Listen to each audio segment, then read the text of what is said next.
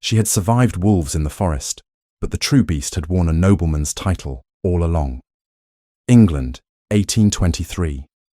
The chandeliers of Caldwell Manor cast their golden glow across the polished mahogany table, where 8 distinguished guests sat in animated discussion of wool exports and railway investments.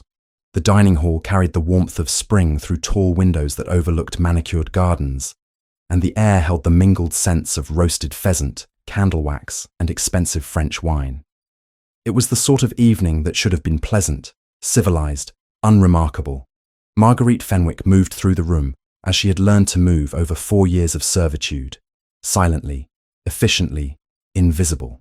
At 27, she had perfected the art of being present without being seen. Her hands, once soft and suited to turning pages in her father's library, now bore calluses and small scars as she lifted the silver serving platter and approached each guest in turn. "More wine, Lord Hartley?" she asked quietly, her voice barely above a whisper.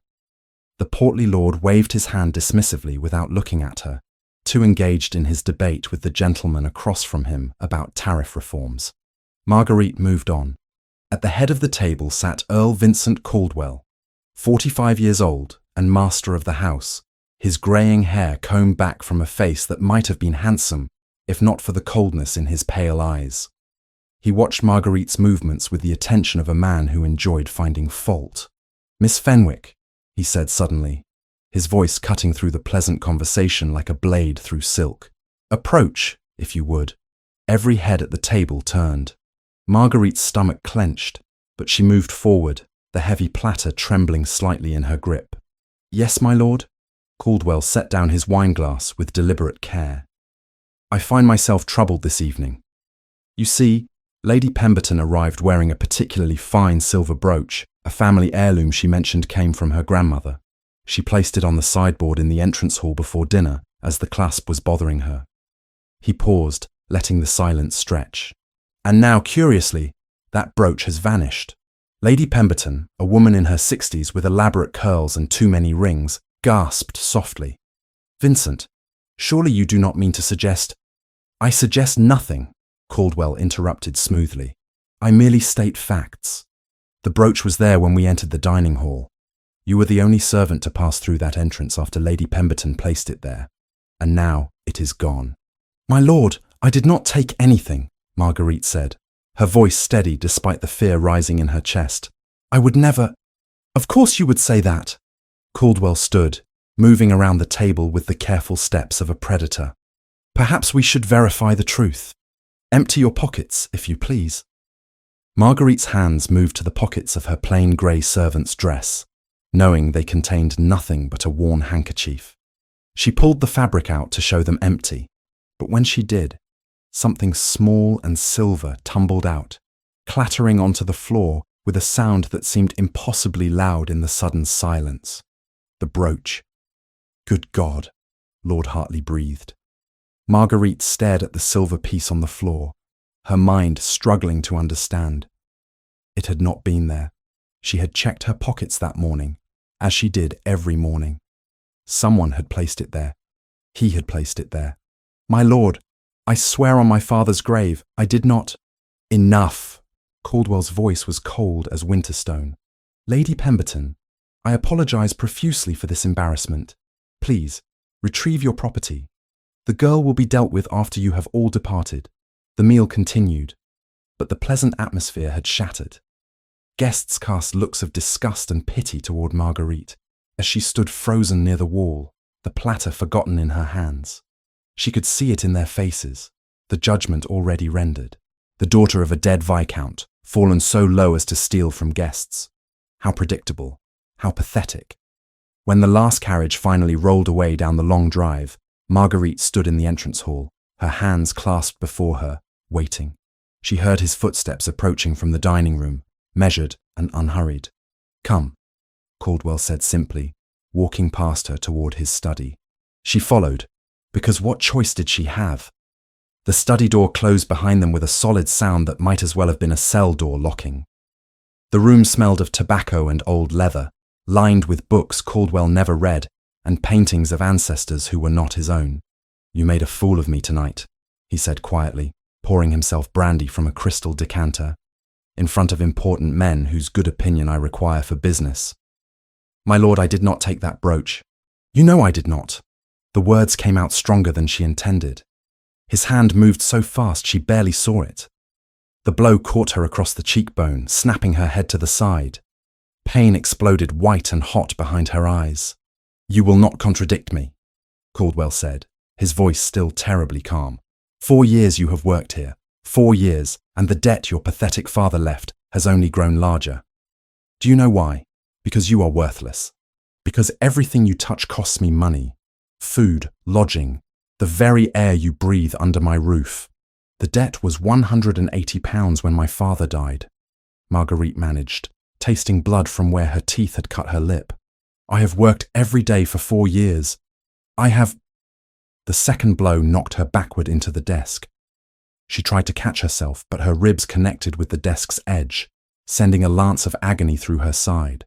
Caldwell advanced, his face flushed with wine and rage. The debt is what I say it is. You work until I decide you have earned your release. You are nothing. The forgotten daughter of a gambler and drunk who died in disgrace. No one will believe you over me. No one will help you. The beating that followed was methodical and brutal. Marguerite tried to protect her face, her ribs, but his hands found their targets. At some point, she stopped fighting and simply endured, retreating somewhere deep inside herself where the pain could not quite reach. When he finally stepped back, breathing hard, she slumped against the desk, tasting blood and salt tears. Get out of my sight, he said, and pray I do not decide your debt requires more creative forms of repayment. The threat in those words cut deeper than any blow. Marguerite actually crawled, to the door and stumbled out into the dark hallway. Her body moved on instinct alone, carrying her away from the study, away from the servants' quarters, where someone might see and ask questions she could not bear to answer. She found herself at the back entrance to the kitchens, and then she was outside in the cool spring night, and she was running. The forest behind Caldwell Manor rose dark and dense, a wall of ancient oaks and tangled undergrowth.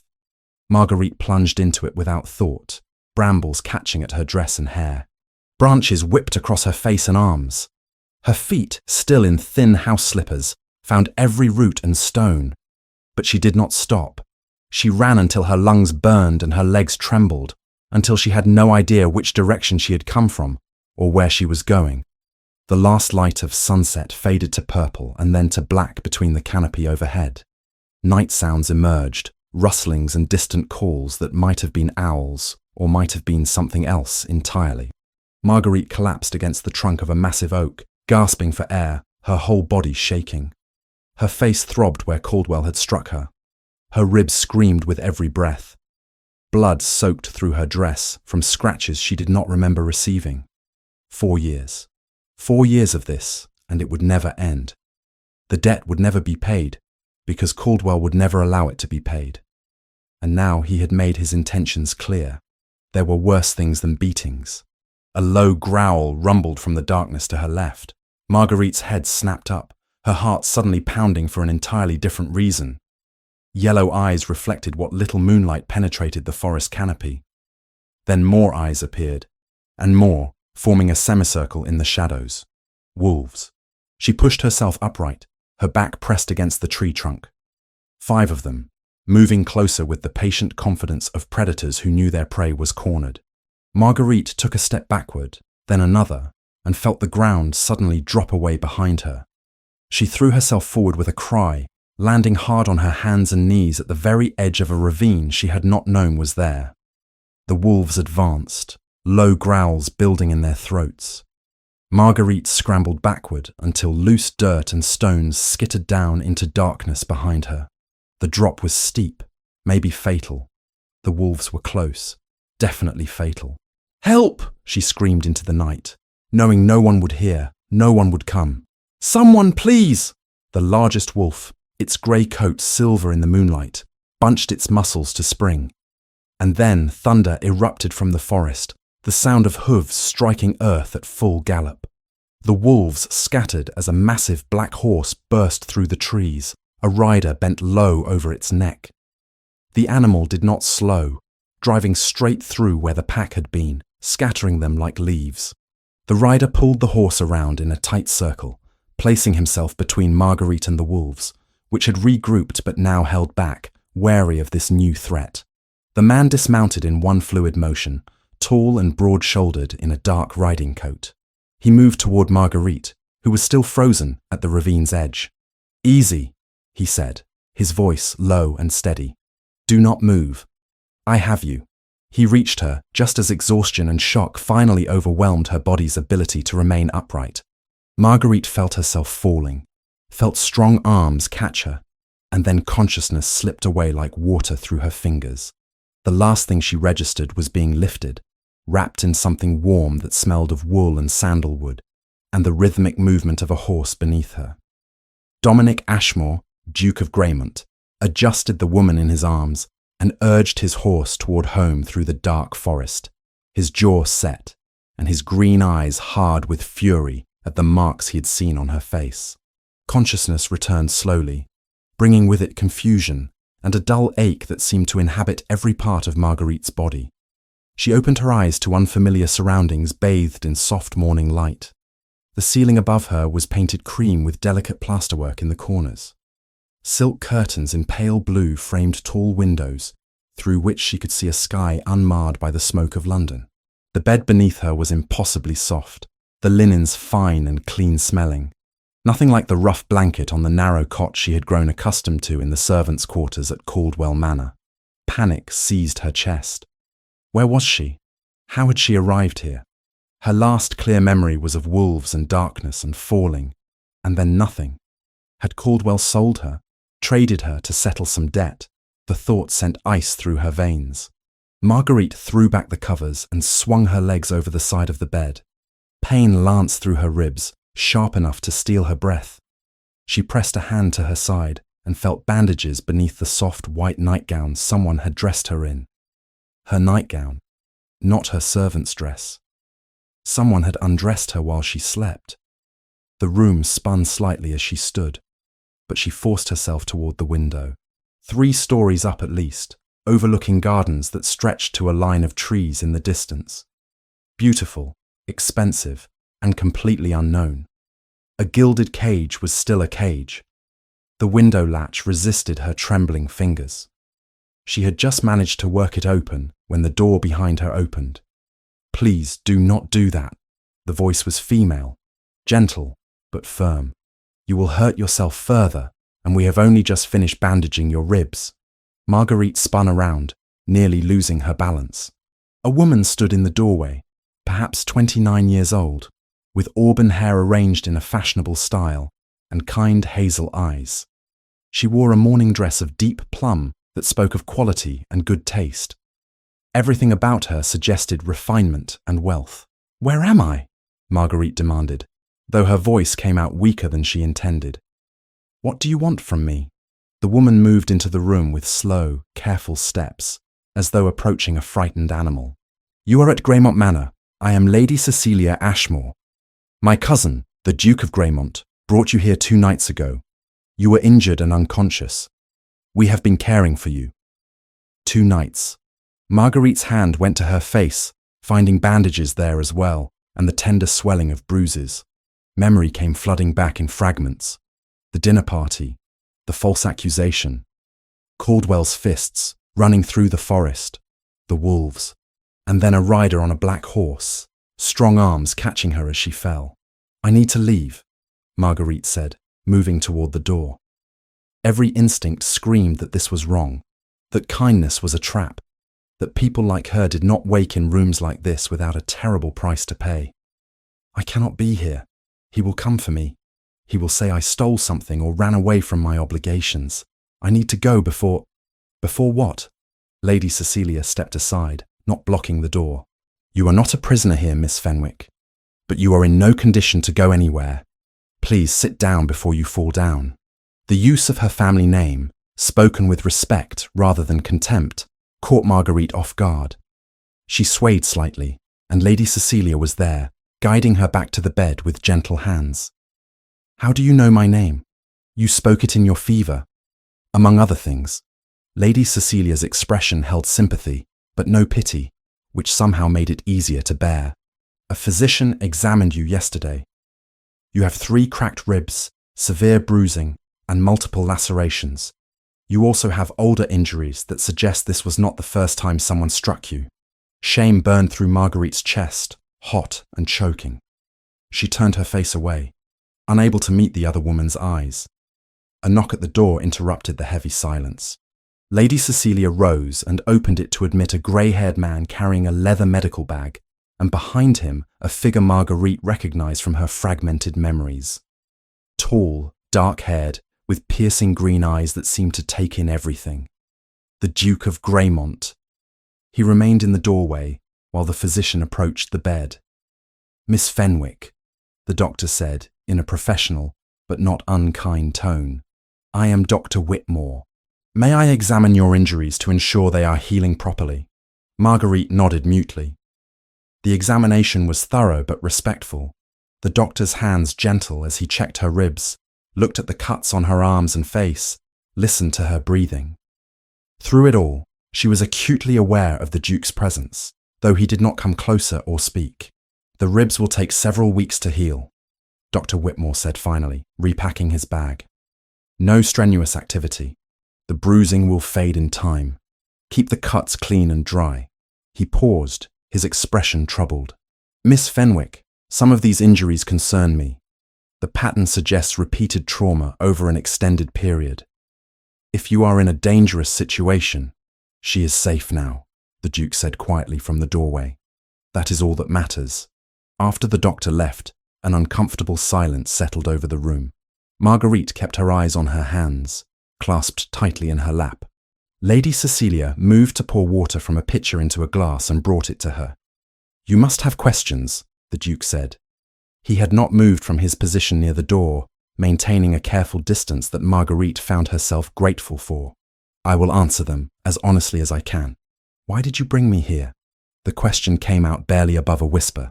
"Because I found you in the forest surrounded by wolves, injured and unconscious. What else would I have done? Taken me back to Caldwell Manor? Most men would have. I am not most men." His voice was steady, matter-of-fact. "And when I saw the marks on your face, fresh and deliberate, I decided you would not be returning to wherever you came from, until I understood how you came to be in that forest." Marguerite looked up at him then, searching his face for signs of deception or ulterior motive. She found only calm certainty and something that might have been anger, though not directed at her. "You are safe here," he continued. "No one will hurt you. When you are well enough, if you wish to leave, I will not prevent you. But I would ask that you at least rest and heal first." It was too much. The kindness, the concern, the simple fact of being treated like a person rather than property. Something cracked inside Marguerite's chest, and to her horror, tears began streaming down her face. She tried to stop them, pressing her hands over her mouth, but they would not stop. Lady Cecilia sat beside her on the bed, not touching, but present. "It is all right," she said softly. "You are safe. You can cry." The Duke left quietly, closing the door behind him. Over the following days, Marguerite existed in a strange state of suspended disbelief. Servants brought meals on trays, proper meals with meat and vegetables and fresh bread, not the scraps she had grown accustomed to. Lady Cecilia visited regularly, bringing books and conversation, but never pressing when Marguerite remained silent. The room itself was comfortable beyond anything she had experienced in 4 years, with a fire kept burning against the spring chill, and water brought for washing without her having to carry it herself. She waited for the trap to spring, for someone to come and tell her what she owed for this care, what she would be expected to do in payment. But no one came with demands or expectations. The household staff treated her with a respect that felt alien and uncomfortable. When a maid brought fresh clothes, simple but well-made dresses in soft fabrics, Marguerite almost wept again. On the 4th day, Lady Cecilia found her standing by the window, watching servants work in the garden below. They moved at a reasonable pace, stopping to rest or speak to each other. No one shouted, no one raised a hand. "You have been observing the household," Lady Cecilia said, not a question. Yes, there seemed no point in denying it. And what have you concluded? Marguerite turned to face her. That I do not understand what is happening here. No one behaves the way I expected. No one has told me what you want from me in exchange for this. She gestured at the room, at herself. There must be something. There is always something. Lady Cecilia's expression softened with sadness. What we want, Miss Fenwick, is to ensure you are safe and well. Nothing more. That makes no sense. People do not help strangers without reason. My cousin does. Lady Cecilia moved to sit in the chair by the window. Dominic has always had an inconvenient sense of justice. He cannot bear to see injustice done, particularly to those who cannot defend themselves. It is both his greatest strength and his most troublesome quality, depending on one's perspective. I do not need charity, Marguerite said, though even she could hear how hollow the words sounded. What if it is not charity? What if someone simply saw another person in need and chose to help because it was the right thing to do? Marguerite had no answer for that. The worldview she had constructed over 4 years of servitude, where kindness was manipulation and help came with strings attached, could not accommodate such straightforward decency. Will you tell me what happened? Lady Cecilia asked gently. How you came to be in that forest? And so, haltingly, Marguerite began to speak. Not everything, not the worst of it, but enough. Her father, Viscount Fenwick, who had been a good man once before gambling and drink consumed him after her mother's death. His passing 4 years ago, leaving debts. Earl Caldwell appearing with papers, offering a solution. Work in his household, he had said, until the debt was satisfied. It had seemed manageable. £180, perhaps 2 years of service. But the debt never decreased. Caldwell added interest, fees for her room and board, penalties for imagined infractions. 2 years became 3, became 4. The work was brutal, the hours endless. And when she displeased him, which was often, there were other punishments. She did not speak of those. Some shames were too deep to voice. He accused me of theft in front of his dinner guests, Marguerite finished, her voice flat. He planted evidence. After they left, he beat me. I ran. I did not think about where I was going. I just ran. Lady Cecilia's hands were clenched in her lap, knuckles white. That man is a monster. That man is an earl. That does not give him the right to treat you as he did. Lady Cecilia leaned forward. Miss Fenwick, Marguerite, my cousin will want to investigate this. The debts, the terms of your service. If what Caldwell did was illegal, it does not matter if it was legal or not. Marguerite's voice hardened. He has power, position, respectability. I am the daughter of a disgraced viscount who drank himself to death. Who do you think society will believe? Before Lady Cecilia could respond, a knock came at the door. The Duke entered at her invitation, and Marguerite found herself straightening unconsciously, despite the pain in her ribs. Forgive the interruption, he said. Miss Fenwick, might I speak with you for a moment? Lady Cecilia rose. I will see about tea. She left, closing the door but not entirely, maintaining propriety. The Duke remained near the door, that same careful distance he always kept. My cousin tells me you have shared something of your circumstances. I will not ask you to repeat what must have been difficult to speak of once, but I want to propose something, if you will hear me. Marguerite waited, tense. Greymont Manor has a library, 3,000 volumes, accumulated by my father, grandfather, and great-grandfather, currently in complete disarray. I need someone to catalogue them, organise them properly, create a system that makes sense. It is real work, not charity. I will pay fair wages and provide proper accommodation. If you are willing, the position is yours. Why? The question burst from Marguerite before she could stop it. Why would you do this? Because you need work and I need a cataloguer. Because you clearly have education and intelligence that should not be wasted. Because everyone deserves a chance to rebuild their life when the old one has collapsed. He met her eyes directly. You may refuse. You may leave whenever you wish. But if you stay, you will be treated with the respect due any employee of this household. No more, no less. It was the no more that convinced her. Not special treatment, Not pity, just fair employment. Marguerite recognized the gift being offered, the chance to be something other than a victim or a charity case. I accept, she said quietly. The Duke nodded, a small smile crossing his face so briefly she almost missed it. Good. We will begin when Dr. Whitmore clears you for activity. Until then, rest and heal. After he left, Marguerite sat alone in the beautiful room and allowed herself to feel, just for a moment, something that might have been hope. 2 weeks passed before Dr. Whitmore cleared Marguerite for light activity, and on a bright morning in late spring, Lady Cecilia led her through the corridors of Greymont Manor to the library. Nothing could have prepared Marguerite for what she found there. The room was vast, 2 stories tall with a gallery running along the upper level, accessed by a spiral staircase of wrought iron. Tall windows flooded the space with natural light, illuminating thousands upon thousands of books that lined the walls in chaotic abundance. Volumes were stacked horizontally atop vertical rows, piled on tables and chairs, crammed into every available space without apparent order or system.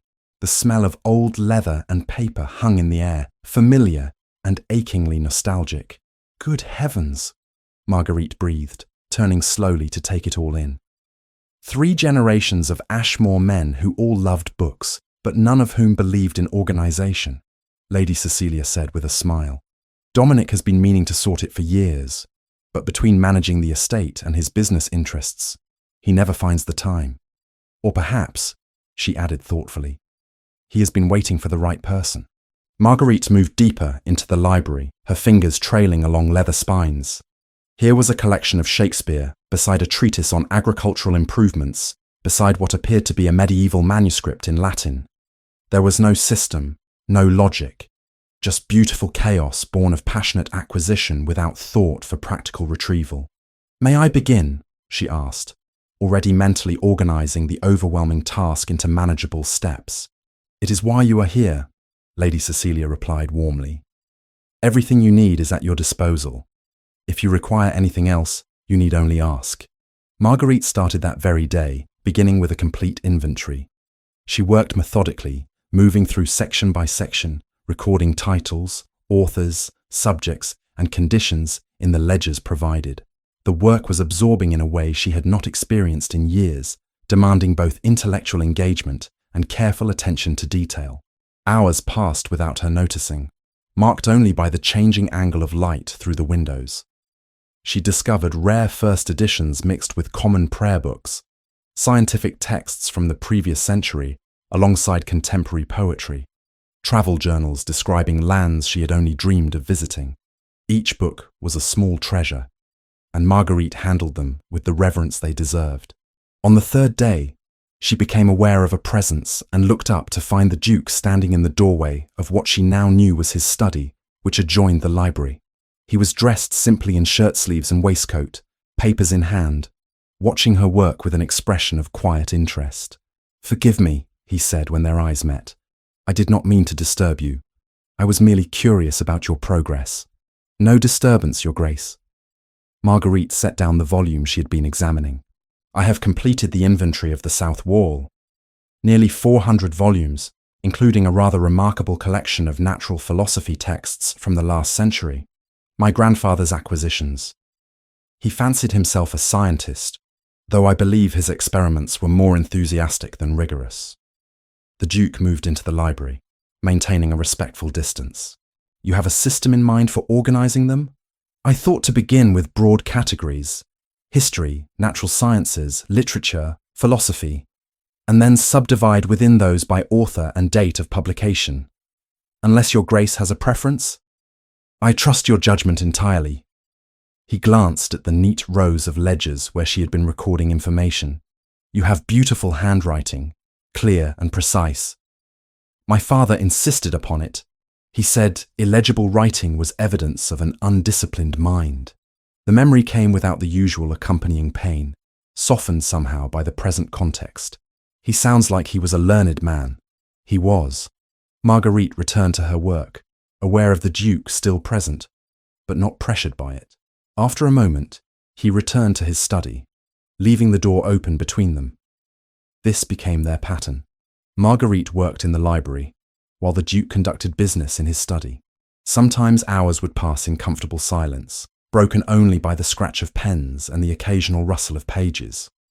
Other times conversations would begin, casual observations about a particular text or historical figure that would expand into longer discussions. She learned that he had inherited the dukedom at 23, younger than expected, when his father died suddenly. The weight of responsibility had been crushing at first. Dozens of properties and hundreds of families depending on decisions he felt unprepared to make. He had grown into the role through necessity and determination, but the isolation of the position never entirely faded. "People see the title first," he said one afternoon, standing by the window overlooking the gardens. "The Duke of Greymont, with all that implies. They forget, or perhaps never realize, that beneath the title is simply a man who sometimes feels inadequate to the weight he carries." Marguerite understood that particular loneliness, though her own came from different circumstances. The loneliness of being seen as less than human rather than more than, but isolation nonetheless. As the days progressed, she found herself sharing fragments of her own story. How her mother had died giving birth to a stillborn son when Marguerite was 12, leaving her father devastated. How he had turned to gambling and drink seeking escape from grief, slowly destroying what remained of their family's fortune and reputation. How she had tried to manage the household, to keep up appearances, watching helplessly as everything crumbled. "I do not blame him," she said quietly, shelving a volume of poetry. "He was a good father before, kind and patient and full of stories. The drink and cards, they were not who he was. They were what the pain made him. That does not mean you were not also hurt by his choices," the Duke observed gently. It was the first time anyone had acknowledged that both things could be true, that love and harm were not mutually exclusive. Marguerite found her throat tightening with unexpected emotion. Lady Cecilia noticed the change in her cousin's ward as Marguerite had come to think of herself. The shadows that had haunted the young woman's eyes were gradually receding. Smiles came more easily now, genuine rather than reflexive. Her posture had lost some of its defensive hunching, her movements growing more confident as she navigated the familiar space of the library. "You seem content," Cecilia observed one morning, finding Marguerite in the library before the Duke had arrived. "I am useful," Marguerite replied, and realized with some surprise that it was true. The simple fact of being needed was its own quiet miracle. The letter arrived on a Tuesday morning in mid-May. Marguerite was cataloguing the upper gallery when she heard raised voices from below. The Duke's study door stood open, and through it she could see him standing rigid, a letter in hand, speaking with his steward. "When did this arrive?" "This morning, Your Grace. The messenger is waiting for a response." Marguerite could not hear the Duke's reply, but his expression was cold fury. After the steward departed, she saw him read the letter again, then move to his desk to pen a response. His hand moved across the paper with decisive strokes. She said nothing when he emerged, and he did not volunteer information. But the tension in his shoulders and the tightness around his eyes spoke clearly enough. Something had disturbed him deeply. 3 days later, another letter came. Marguerite was working at the large table in the library's center when the Duke opened it in his study. She heard the sharp exhale, saw him crumple the paper before smoothing it out again and adding it to what she now realized was a small stack in his desk drawer. "Is something wrong, Your Grace?" she asked, unable to maintain her usual careful distance. He looked up, surprised to find her watching him. For a moment, she thought he would deflect or dismiss her concern. But then he sighed and moved to the doorway between their rooms. "Earl Caldwell has been writing to me, demanding your return, citing debts and legal obligations. I have told him you are employed here legally and he has no authority. He is not pleased." The name struck like a physical blow. Marguerite's hand stilled on the book she had been holding. "What does he say?" "Nothing that merits your concern. I am handling it." But the careful blankness of his expression told her there was more he was not sharing. Still, she did not press. If the Duke chose to shield her from Caldwell's venom, she would not demand he share the burden. A week passed before the third letter arrived. By this time, spring had fully established itself. and the library windows stood open to admit air scented with roses and fresh-cut grass. Marguerite had made remarkable progress, the south and west walls now organized into coherent sections, beautiful in their new order. She was shelving volumes on the upper gallery when she heard the study door close with unusual force. Concerned, she descended the spiral staircase and found the Duke standing at his desk, staring at a letter with an expression that combined anger and something that might have been worry. "Your Grace." He looked up, clearly considering whether to shield her once more. But something in her steady gaze must have convinced him she could handle the truth. "Caldwell has escalated his threats. He now claims that your continued residence here is morally improper, that I have seduced you into abandoning your legal obligations. He threatens to make this public, to ruin both our reputations if you are not returned immediately." The Duke's voice was controlled, but barely. "It is nonsense, of course. Vicious nonsense designed to force compliance through fear of scandal." Marguerite felt ice settle in her stomach. This was what she had feared from the beginning, that her presence would bring consequences to people who had shown her only kindness. "Then I should leave. I can find work elsewhere. Perhaps in another county where—" "No." The word was sharp enough to stop her mid-sentence. "You will not be driven from a place of safety because a cruel man makes threats. I will not allow it. You cannot control what society believes, Your Grace. If he spreads rumors, let him spread them. My reputation can withstand gossip. And yours will be protected by my cousin's presence and your legitimate employment." He set the letter down with deliberate care. "You are not going back to him, Marguerite. Not now, not ever." It was the first time he had used her given name.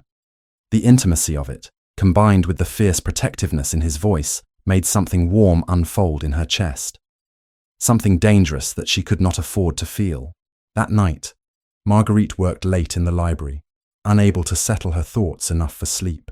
She was reshelving volumes by lamplight when she noticed light still showing beneath the Duke's study door. It must have been near midnight.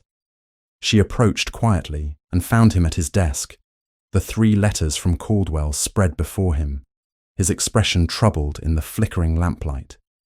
He looked up when she entered, and for a moment neither spoke. "You should be resting," he said finally. "As should you." She moved closer, looking down at the letters. "May I read them?" He hesitated, then gathered the pages and handed them to her. Marguerite read through them, Caldwell's increasingly virulent accusations and threats laid out in his precise handwriting. The first demanded her return based on legal debt. The second added accusations of theft and breach of contract. The third was the worst, full of insinuations about the Duke's motives and her character, threatening public exposure and social ruin. "He will not stop," she said quietly, setting the letters down. "This is what he does. He finds pressure points and exploits them until people give him what he wants. Then he will be disappointed, because I am not most people, and I do not yield to bullies, no matter their title." Marguerite looked at this man who had saved her life, given her work and dignity and safety, who now stood between her and the monster who had owned 4 years of her life. The gratitude was overwhelming, but beneath it ran something else, something she could not name, but felt growing stronger with each passing day. "Why?" she asked, the question raw and honest. "Why fight this battle for someone you barely know?" The Duke was quiet for a long moment, his green eyes searching her face in the lamplight. "Because I have the power to do so, and with power comes responsibility.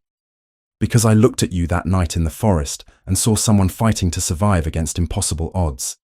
Because every day since, I have watched you rebuild yourself with a courage most people could not imagine possessing." He paused. "And because I believe you deserve better than what you have been given." Tears stung Marguerite's eyes, not from sadness, but from something far more complicated. For the first time since her father's death, someone saw her as worthy of protection, not out of pity, but out of principle. Someone believed she mattered. "Thank you," she whispered, "for everything. I do not know how I will ever repay such kindness." "There is no debt," he said firmly. "No obligation beyond the work you already do so beautifully. You owe me nothing, Marguerite. Nothing at all. But standing there in the lamplit study, looking at the man who had become her protector and employer and something she dared not yet define, Marguerite knew that was not entirely true. She owed him a debt that could never be measured in pounds or labour. The debt of having her humanity restored when she had believed it forever lost. 3 more weeks passed, and spring deepened into the fullness of early summer. The library gradually transformed under Marguerite's careful attention, shelves now organised with a logic that made locating any volume a matter of minutes rather than hours. She had moved beyond mere cataloguing to true curation, identifying damaged bindings that required repair, noting rare editions that deserved special protection, creating a comprehensive index that cross-referenced subjects and authors. The work gave her purpose and structure, but it was the other changes that surprised her most. Lady Cecilia had begun insisting she join the family for dinner, rather than taking meals in her room, a suggestion that had initially filled Marguerite with dread. The first evening she had sat rigid with anxiety at the polished table, certain she would use the wrong fork or say something inappropriate. But the Duke and his cousin spoke to her as an equal, asking her opinions on books and current events, including her in conversations about estate management and local affairs. "What do you think about the proposed expansion of the tenant cottages?" the Duke asked one evening over roasted lamb. "From a practical standpoint, would larger quarters genuinely improve living conditions, or are there other investments that might better serve their needs?" Marguerite had considered the question carefully. Larger quarters would help families with multiple children, certainly. But I wonder if access to education might not be equally valuable. A small school, perhaps, where children could learn to read and cipher. Knowledge provides opportunities that space alone cannot. The Duke had smiled, that rare expression that transformed his usually serious face. "An excellent point. I will discuss it with my steward." That her opinion mattered, that it was sought and valued, remained a source of quiet wonder, as did the gradual integration into the household's social life. When visitors called at Greymont Manor, the Duke began introducing her as the estate's librarian, a respectable position that explained her presence without impropriety. Lady Cecilia had carefully shaped the narrative that circulated through local society, presenting Marguerite as the daughter of Viscount Fenwick, who had fallen on difficult financial circumstances after her father's death, and now held an appropriate position, suited to her education and gentle birth. The whispers and curious glances still came, but they lacked the venom Marguerite had feared. Perhaps because the Duke's sponsorship carried weight, or perhaps because Cecilia's unimpeachable reputation lent respectability to the arrangement. Regardless, the social acceptance, however tentative, allowed Marguerite to move through the world without the crushing shame that had defined her years at Caldwell Manor. The gardens of Greymont were particularly magnificent in June, roses blooming in profusion along carefully tended paths that wound through beds of lavender and peonies. One evening, after a long day cataloguing the upper gallery, the Duke found Marguerite standing by the library window, gazing out at the riot of colour. "Would you care to walk before dinner?" he asked. "You have been inside all day. Fresh air might be welcome." She accepted, and they descended to the gardens through the terrace doors. The evening was warm and still, the air thick with the scent of roses and cut grass. They walked in companionable silence at first, following the main path toward the ornamental pond at the garden's far end. "I inherited this estate at 23, the Duke said suddenly, his eyes on the carefully maintained beds surrounding them. "My father died of an apoplexy while riding. He was 48, healthy, and then simply gone. I was in London, unprepared and overwhelmed, suddenly responsible for Greymont and a dozen other properties, for hundreds of families whose livelihoods depended on decisions I had no experience making." "That must have been terrifying," Marguerite said quietly. "It was. For months, I felt I was drowning.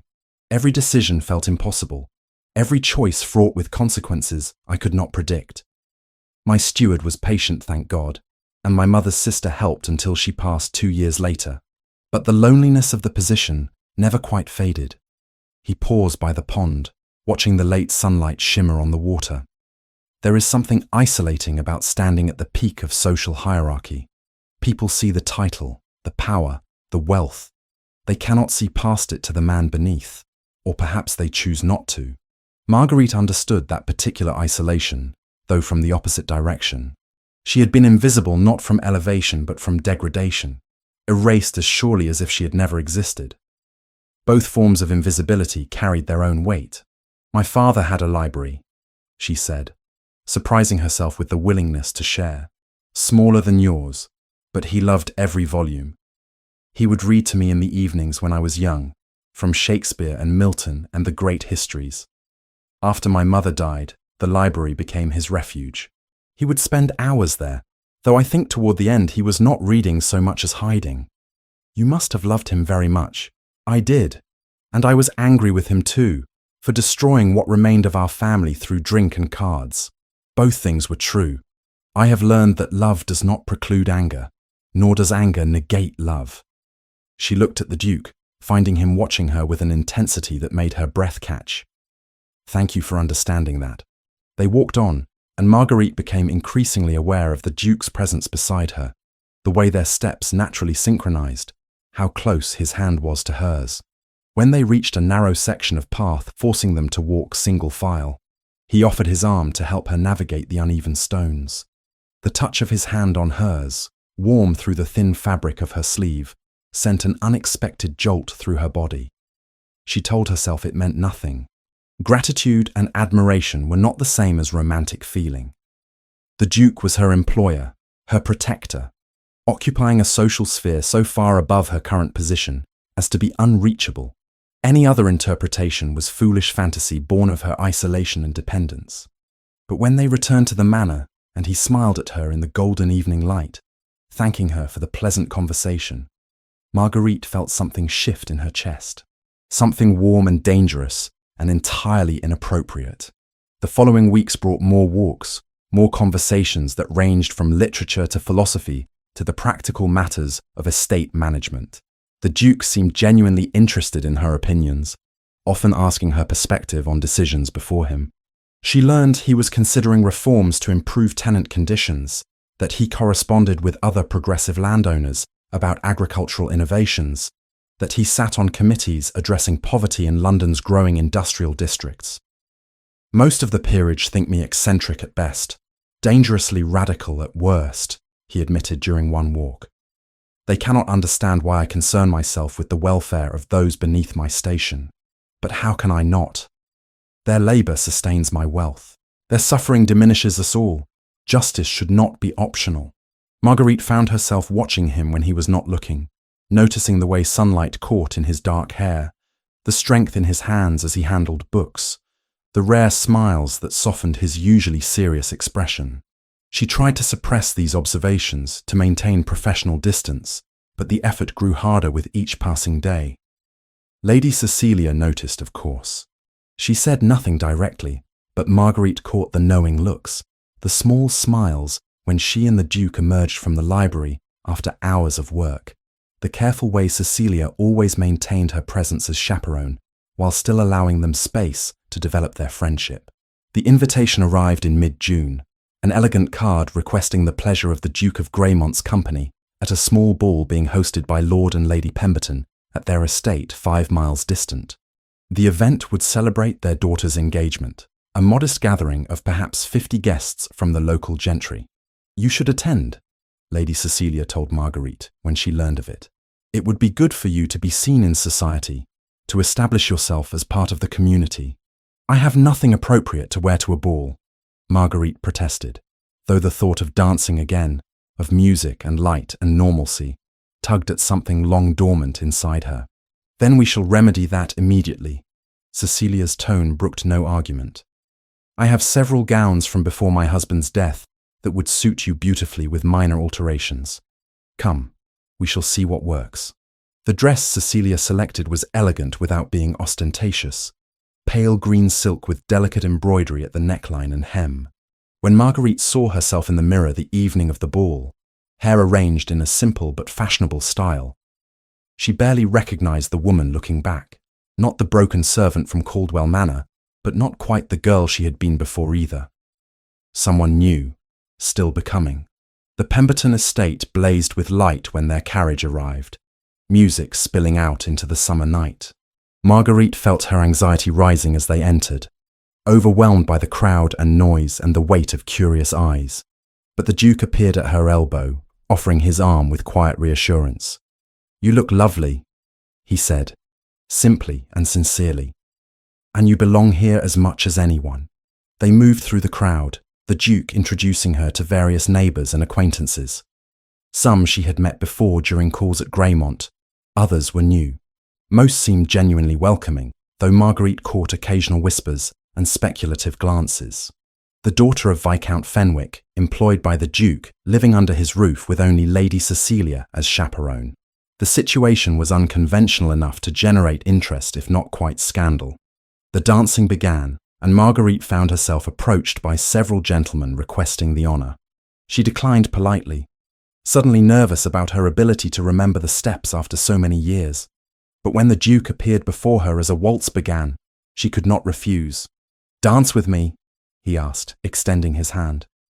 Her heart hammered as she placed her hand in his, as he led her onto the floor and assumed the proper position. His right hand settled at her waist, warm and steady through the thin silk. Her left hand rested on his shoulder. They began to move. The steps came back naturally, muscle memory from years of practice in her youth. But everything else was new and overwhelming. The Duke's proximity, the way he guided her effortlessly through the turns, the intensity in his green eyes as he looked down at her. The ballroom faded around them until it seemed they danced alone, suspended in a moment that felt both infinite and impossibly fragile. "I have not danced in years," she admitted quietly. "You move beautifully." His voice was low, meant only for her. "As though you were made for this." I had almost forgotten what it felt like, to be treated as a person rather than a possession. To be seen. "I see you, Marguerite." The words were simple, but carried weight beyond their surface meaning. "I have seen you since that first night in the forest. Your strength, your intelligence, your grace under circumstances that would have destroyed lesser souls. You are remarkable." The music ended too soon. They stood together for a heartbeat longer than propriety dictated before separating, awareness crackling between them. Marguerite knew in that moment that what she felt was far beyond gratitude or admiration. She was falling in love with Dominic Ashmore, Duke of Greymont, and the realization terrified her, because he was a duke and she was the impoverished daughter of a disgraced viscount. Because he had saved her and employed her, and any feelings between them would always be shadowed by that inequality. Because loving him was the most foolish, hopeless thing she could possibly do. On the carriage ride home, Lady Cecilia dozed in her corner, while Marguerite stared out at the dark countryside, acutely aware of the Duke sitting across from her. When she dared glance at him, she found him watching her with an expression she could not read, but that made her breath catch. Neither spoke, but in the silence between them, everything had changed. The morning after the Pemberton ball dawned bright and clear, sunlight streaming through the library windows where Marguerite sat cataloguing the final sections of the upper gallery. She worked with steady hands, but her mind kept drifting to the previous evening, to the weight of the Duke's hand at her waist, the intensity in his green eyes as they moved together across the polished floor, the way her heart had forgotten to beat properly when he told her she was remarkable. She shook her head, forcing her attention back to the ledger before her. Such thoughts were dangerous. Dominic Ashmore was her employer, her protector, a man of position so far above her diminished circumstances that any romantic consideration was absurd. Gratitude and admiration were natural responses to his kindness, but she must not mistake them for something else. Must not allow herself to feel what she was already feeling, with increasing certainty each day. A commotion in the entrance hall below shattered her concentration. Raised voices, sharp and urgent, echoed up through the open gallery. Marguerite set down her pen and moved to the railing, looking down at the marble floor 2 stories beneath. The butler stood rigid near the entrance, attempting to block the path of a man who had clearly entered without proper announcement. Even from this distance, Marguerite recognized the figure instantly. Earl Vincent Caldwell stood in the hall of Greymont Manor, dressed immaculately in dark wool. His greying hair brushed back from his forehead, expression carved from cold stone. The world tilted. Marguerite gripped the railing hard enough that her knuckles went white. 4 years of learned terror flooded her system in an instant. He had found her. He had come for her, and there was nowhere left to run. "I will not be kept waiting in the drive like some common tradesman," Caldwell was saying, his voice carrying clearly despite its controlled tone. "Stand aside." Before the butler could respond, the Duke appeared at the top of the main staircase. He descended with unhurried steps, radiating authority in every line of his bearing. When he reached the hall, he positioned himself deliberately between Caldwell and the rest of the house. "Earl Caldwell," Dominic said, his voice cold as winter iron. "You arrive uninvited and unannounced. My staff naturally assumed you had lost your way." Caldwell's smile held no warmth whatsoever. "I am here on a matter of urgent business, Your Grace. One that concerns property stolen from my household. I trust you will wish to resolve this matter swiftly to avoid any unfortunate misunderstandings." "We will speak in my study," Dominic said curtly. "Nowhere else." They disappeared down the corridor, and Marguerite stood frozen at the gallery railing, her breath coming in short, painful gasps. Every instinct screamed at her to flee, to hide in the far corners of the library where she might not be found. But her body refused to move, rooted in place by the same paralysis that had gripped her countless times in Caldwell Manor when his footsteps approached down dark hallways. Minutes passed. She could hear nothing from below, but her imagination supplied every terrible possibility. Caldwell had legal documents. He had influence and respectability. He would take her back, and this time there would be no forest to run to, no wolves to provide distraction, no Duke on a black horse appearing from the darkness to save her. The study door opened with enough force that the sound carried to where she stood. Caldwell emerged first, his face flushed with suppressed rage. Behind him came Dominic, jaw set, and eyes hard with fury barely contained. "You dare to threaten me?" Caldwell's voice rose, all pretense of civility abandoned.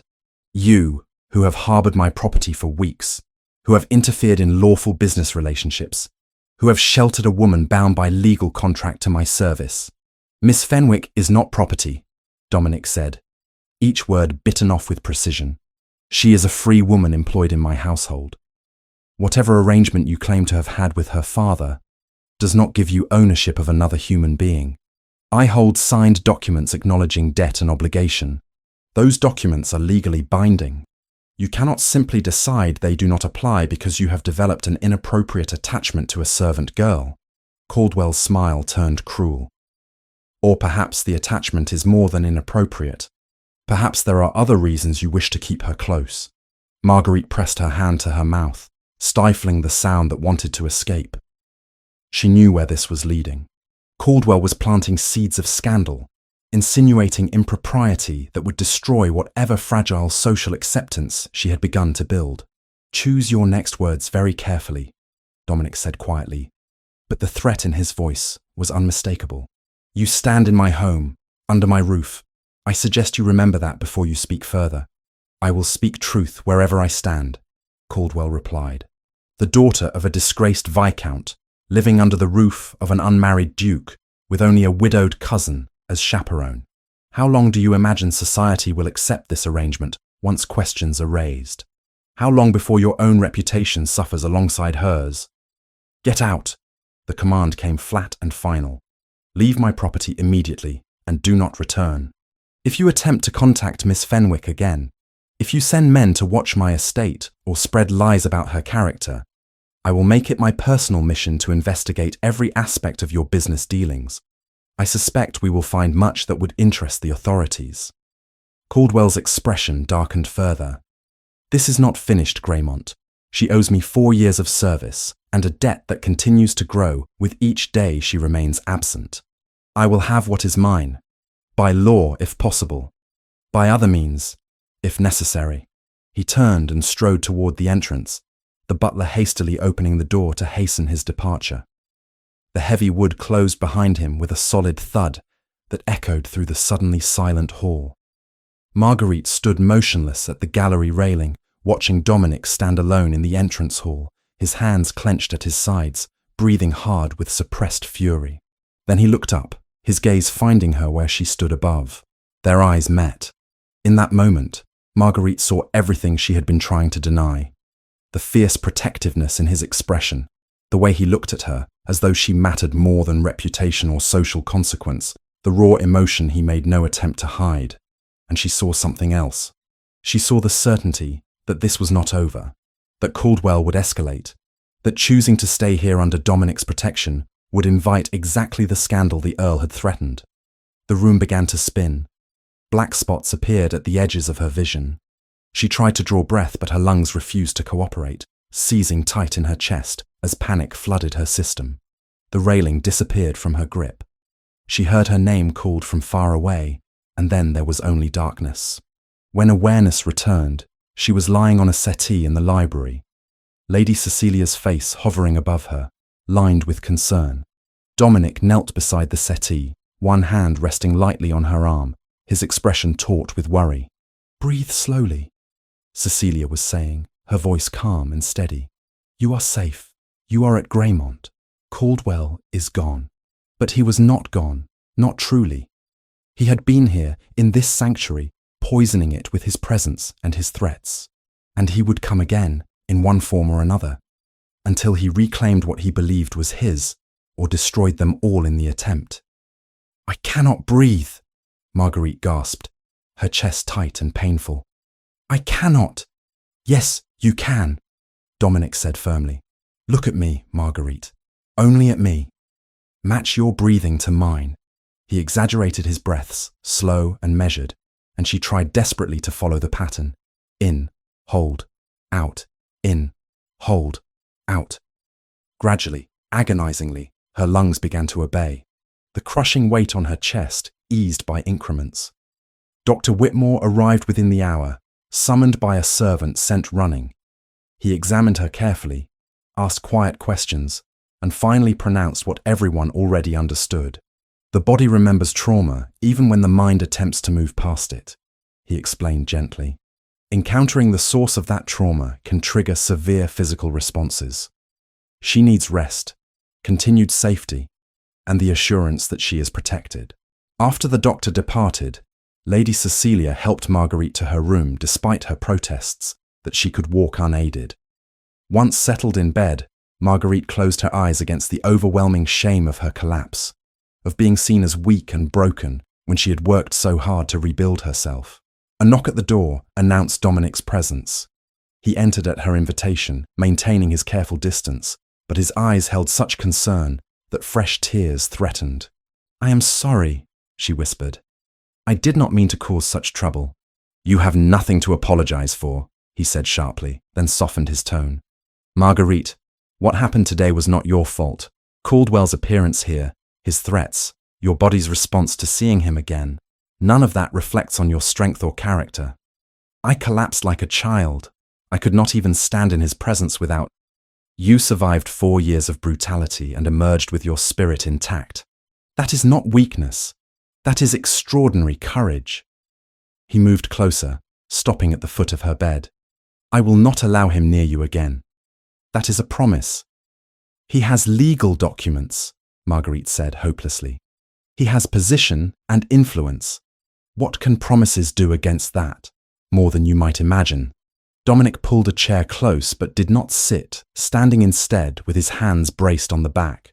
"I sent a letter this morning before Caldwell arrived, as it happens, to a man in London, a barrister named Quinton Hale, who specializes in cases involving fraudulent contracts and predatory lending. I have asked him to investigate the debts Caldwell claims you owe, to examine the original documents if they can be located, and to determine whether there is evidence of criminal manipulation." Marguerite stared at him, hardly daring to believe what she was hearing. "You did this? Without telling me?" "I did not wish to raise hopes that might be dashed if the investigation proves fruitless. But after today, after seeing his arrogance and cruelty firsthand, I am more convinced than ever that his dealings will not withstand serious scrutiny." He met her eyes directly. "Men like Caldwell rely on the silence and powerlessness of their victims, but you are neither silent nor powerless anymore. You have allies, Marguerite. You have me." "Imbrr." The words hung in the air between them, weighted with meaning beyond their surface. Marguerite felt her heart contract painfully. She wanted so desperately to believe him, to trust that this time might be different, that justice might actually prevail. But years of disappointment had taught her the danger of hope. "If you challenge him publicly," she said carefully, "he will destroy my reputation. He will claim I am a liar, or worse, that I seduced you into taking my part against him. Society will believe him because he is an earl and I am nothing. You are not nothing," Dominic said with quiet ferocity. "And I do not give a damn what society believes. Evidence matters. Truth matters. And when we expose what he has done, not just to you but to others caught in his schemes, his position will not protect him. Others." Marguerite sat up straighter, despite the lingering weakness in her limbs. "You cannot have been his only victim. Men who abuse power do so repeatedly, compulsively. If we can find other servants, other families he has exploited, if we can build a case that demonstrates a pattern of criminal behavior, then his title becomes meaningless in the face of overwhelming proof." It was a compelling vision, but it required something from her that terrified her more than continued servitude ever had. It required her to stand publicly, to allow her pain and humiliation to be examined by strangers, to risk everything she had rebuilt on the possibility that justice might actually exist for people like her. "I do not know if I am strong enough," she admitted quietly. "You are stronger than you realize," Dominic replied. "But this is your choice, Marguerite.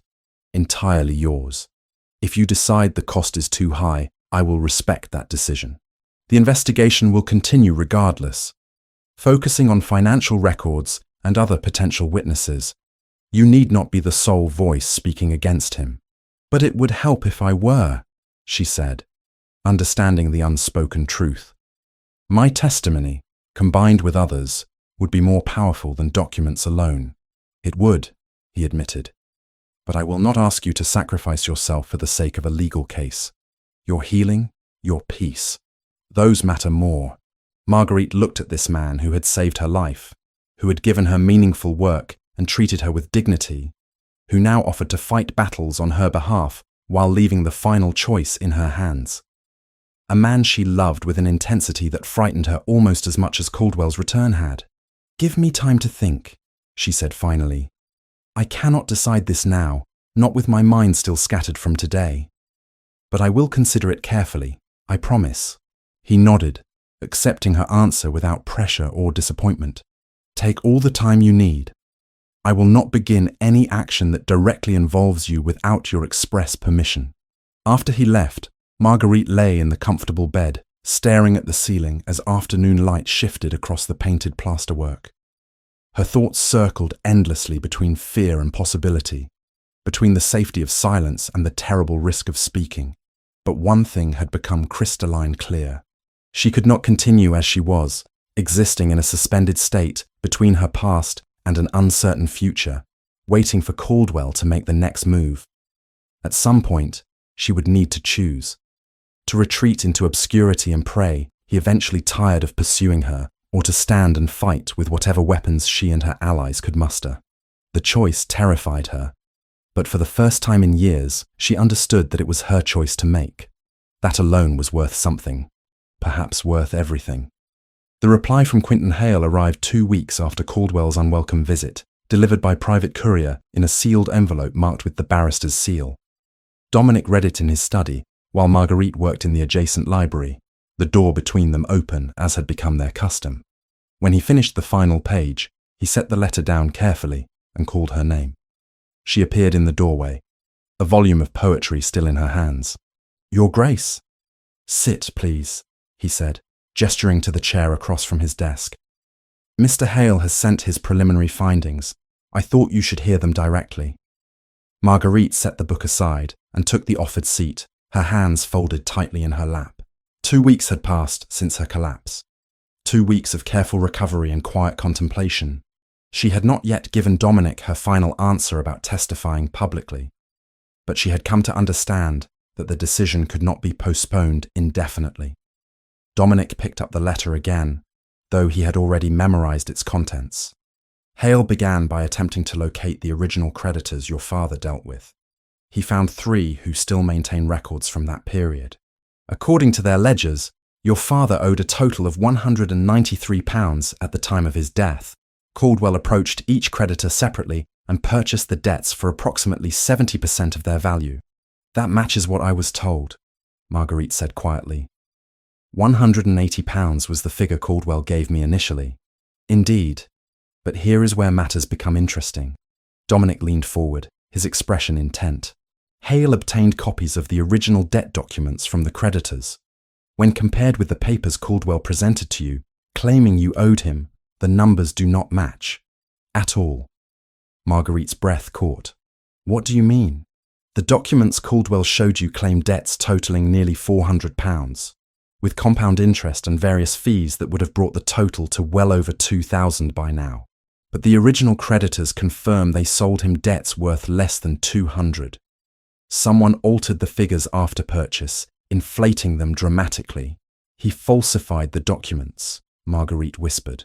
The words both confirmation of what she had long suspected, and still somehow shocking to hear spoken aloud. All this time, the debt he claimed I owed was a lie. Not entirely a lie. There was legitimate debt. But Caldwell more than doubled the amount and added fictional penalties to ensure you could never repay it through labour. Dominic's jaw tightened with barely suppressed anger. You were trapped deliberately, methodically, in a system designed to keep you in servitude indefinitely. The room seemed to tilt slightly. Marguerite gripped the arms of her chair, forcing herself to breathe steadily. 4 years. 4 years of brutality and degradation, of believing she was honouring her father's obligations, when in truth she had been the victim of calculated fraud. There is more, Dominic continued gently. Hale made inquiries among domestic employment agencies and former servants who worked at Caldwell Manor. He has located 7 individuals willing to testify about conditions there. 3 are former servants who left under various pretexts and have been too frightened to speak until now. 4 are family members of servants who died while in Caldwell's employ under suspicious circumstances. 7 people. 7 voices that might corroborate her own testimony, that might transform her individual accusation into an undeniable pattern of abuse. Marguerite felt something shift inside her chest, a careful unfurling of possibility. What do they say? She asked. Much of what you have already told me, though their specific experiences vary. One woman, a former cook named Mrs. Beatrice Hollings, worked at Caldwell Manor for 6 years before fleeing 3 years ago. She described systematic wage theft, physical punishment for minor infractions, and debt manipulation similar to what you experienced. She is willing to testify if assured of protection. Dominic consulted the letter again. Another, a man named Thomas Garrett, who served as undergardener, speaks of a young maid who died after falling down the servants' stairs. He witnessed the incident and claims she did not fall but was pushed during an altercation with Caldwell. The official ruling was accidental death, but Garrett maintains the magistrate was paid to overlook evidence. The names and stories piled up, each one a thread in a tapestry of cruelty that Marguerite had believed existed only in her own experience. Knowing she had not been alone, that others had suffered similarly, brought both relief and renewed grief. What happens now? She asked, when Dominic finished summarizing the findings. That depends on you. He set the letter aside and met her eyes directly. Hale believes we have sufficient evidence to bring the matter before the House of Lords. Fraud on this scale, particularly involving manipulation of legal documents and systematic abuse of those bound by service contracts, falls within their jurisdiction when committed by a peer. If we proceed, it will mean a formal hearing. You would need to testify, as would the other witnesses Hale has located. Everything would become public. There it was. The choice she had been avoiding, laid out plainly before her. Marguerite looked down at her hands, noting the calluses that remained from 4 years of brutal labour, physical evidence that would never entirely fade. If I testify, she said slowly, Caldwell will attack my character. He will claim I am a scorned woman seeking revenge, or that I am mentally unsound, or that I seduced you into believing lies. Whatever narrative serves his purpose, he will employ it ruthlessly. He will try, Dominic agreed, but you will not stand alone. 7 other people will corroborate the pattern of abuse. Documentary evidence will prove the financial fraud. And I will stand beside you throughout, making it clear that I believe every word you speak. Your reputation will suffer, Marguerite said, voicing the fear that had haunted her since Caldwell's visit. Association with scandal, even as champion of a victim, carries social cost. You could lose standing among your peers. My peers include men who traffic in human suffering and call it business, Dominic replied with quiet intensity. If standing against that costs me their good opinion, I consider it a fair exchange. The declaration, delivered without drama or self-congratulation, struck Marguerite more powerfully than any grand gesture could have. He meant it absolutely. He would risk social standing, business relationships, the comfortable respect of his class, because he believed it was right, because he believed she deserved justice.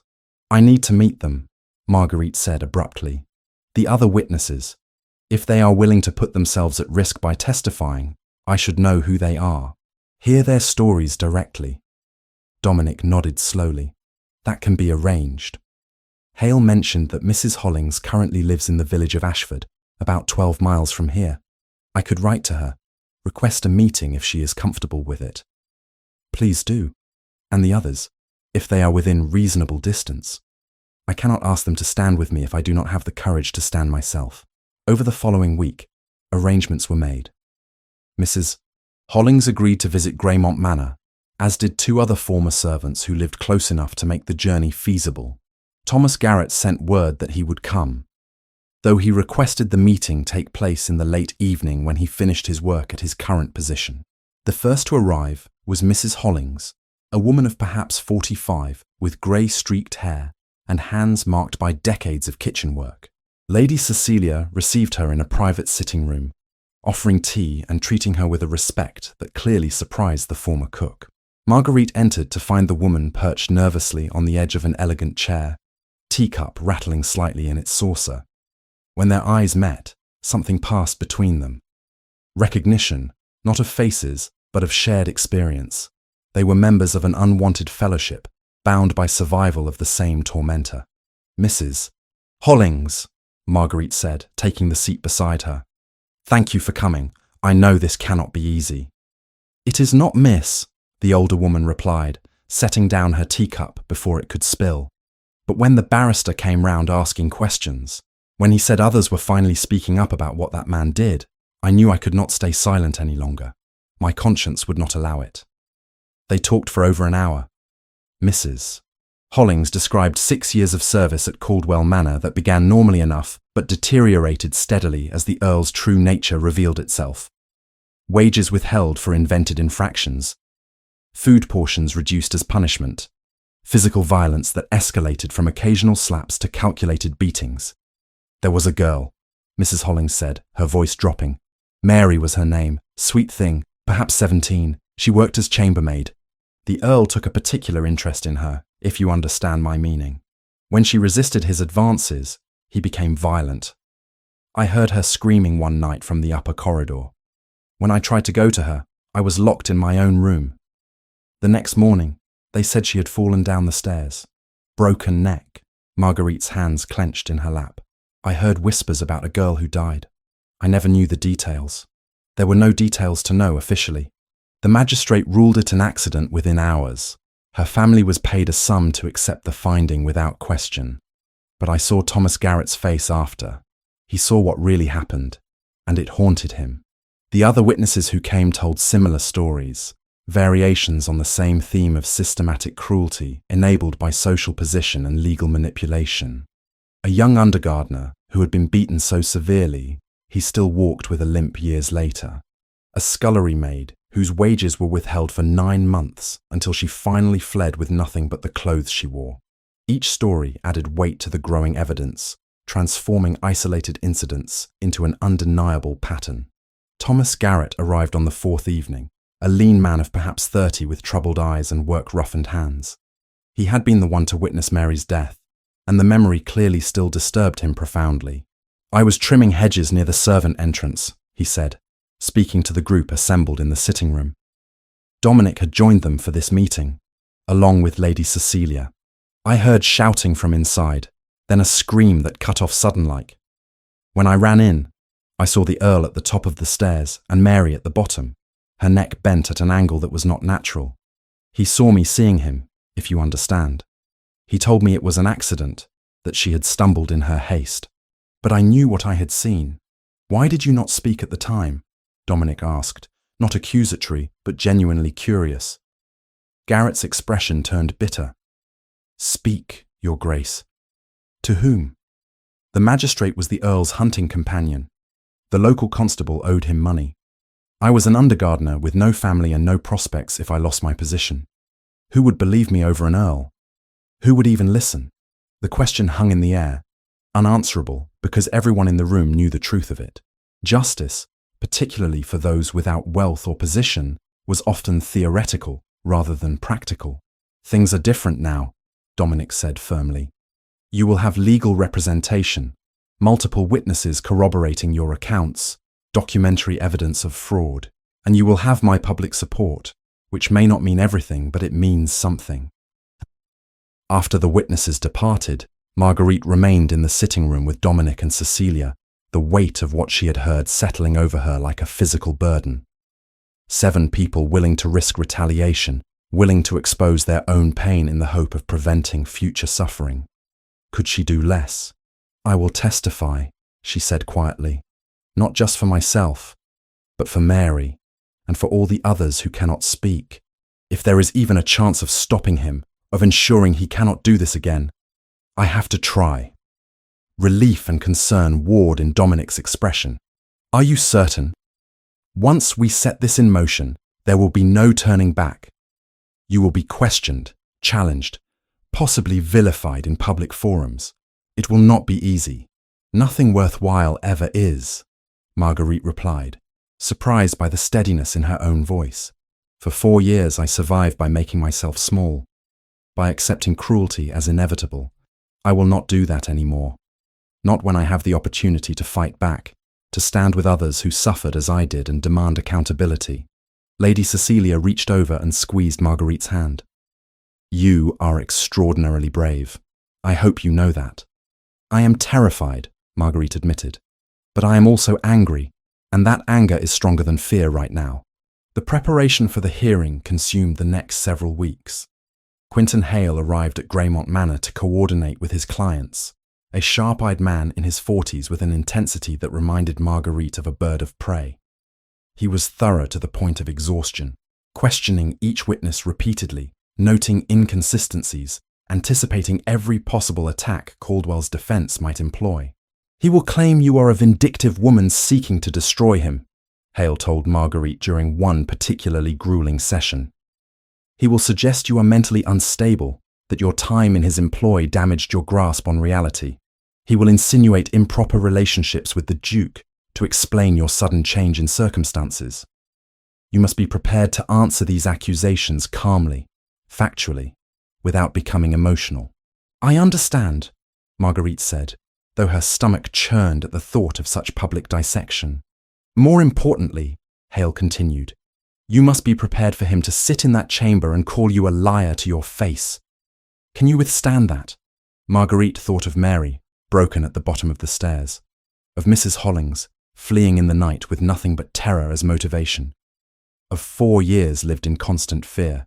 Yes, she said, I can withstand it. The night before the hearing was scheduled, Marguerite found herself unable to sleep. She stood at her window, watching moonlight silver the gardens below, her mind churning through everything that might go wrong, all the ways this could end in humiliation rather than justice. A soft knock at her door announced Dominic's presence. He entered at her invitation, stopping just inside the threshold. I saw your light, he said quietly. I suspected you might be awake. Too many thoughts to allow for sleep, Marguerite admitted. I keep imagining tomorrow, all the ways I might fail or break down or say the wrong thing. He moved closer but maintained his careful distance, respecting the propriety that mattered even now. You will not fail, and if emotion overwhelms you, that is not failure either. It is human. The Lords will see a woman who survived terrible things and found the courage to speak of them. That is powerful, Marguerite. She turned from the window to face him fully. "Why do you believe in me so completely? You barely knew me when you pulled me from that forest.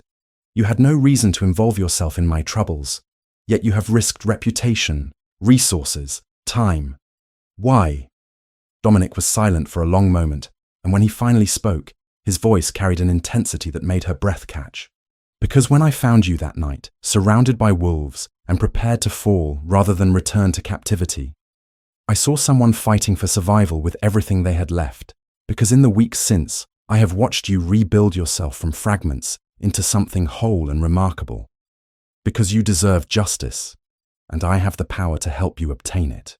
He paused, and something shifted in his expression. "And because somewhere in the process of fighting your battles alongside you, I fell in love with who you are." The confession hung between them, impossible and perfect, and terrifying in its honesty. Marguerite felt her heart stutter, felt years of careful self-protection crumble in the face of words she had not dared hope to hear. "You should not love me," she whispered. "I am broken in ways I am not sure can be repaired. I am the daughter of a disgraced viscount, with nothing to offer but damaged goods and painful history." "You are the strongest person I have ever met," Dominic replied. "You are intelligent, compassionate, resilient beyond measure. And you are not broken, Marguerite. You are someone who survived breaking and chose to rebuild." She wanted desperately to close the distance between them, to be held and reassured that this was real. But the hearing loomed hours away, and she could not allow herself to be distracted by feelings that complicated everything. "Ask me again after tomorrow," she said softly. "After I have stood before the Lords and given my testimony. After we know whether justice is possible, or whether I have simply made a fool of myself publicly. Ask me then, and I will give you an answer." Understanding crossed Dominic's face, followed by acceptance. "Very well. I will wait. But know this, Marguerite. Whatever happens tomorrow, whatever the Lords decide, it changes nothing about how I see you or what you mean to me." After he left, Marguerite returned to the window and watched the moon track slowly across the sky. Tomorrow she would walk into a room full of powerful men and speak truths that had been silenced for years. She would face her tormentor and refuse to be diminished by his presence. And when it was done, win or lose, she would finally allow herself to consider the possibility that love might be something she deserved after all. The chamber of the House of Lords was more imposing than Marguerite had imagined, even after Quinton Hale's careful descriptions.